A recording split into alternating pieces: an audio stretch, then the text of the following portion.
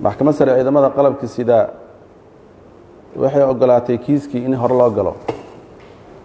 أسبابته هرلا قلنا أي تهي كيس علوس وايو بيش إنه حايا لمشا تعالو صادرت هذا كيسكي هرؤسي قلينا إذا سنة عيد وسوء جدينا حن توس قلينا وقود قلينا إنان كيسكي حليلالنتا أنه يدينا أسبابها أسوقاتي أبيلك أسوقاتي إني نوشرحه سودو حليلالين محكمة سرية إذا ماذا قلب كسيدا waxay u fadhiisatay kiis maxkamadda darajada koowaad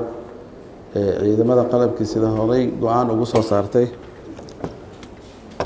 go'aankaas uu ahaa go'aan oo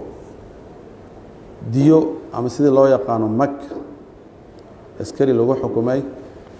sida aan wada dhageysanay kiiska hadda aan u dhageysanay marxaatidii meesha la keenay iyo wixii nooga baxay iyo ilaalinta doodeeda iyo abukaatiyaasha doodooda waxaan go'aan ku qaadanay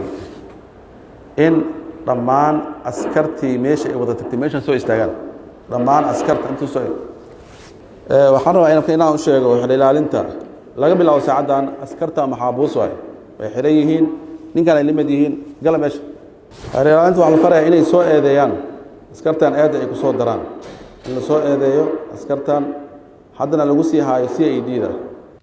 General Liban Ali Yaro gudoomiyaha maxkamadda sare ciidamada qalabka sida oo ugu dambeyn fadhigan soo xiray ayaa sheegay in maxkamadda ay go'aan ka soo saari doonto kiiskan wabillahi tawfiiq maxkamadda sidaas ay inuu gabagabeysan tahay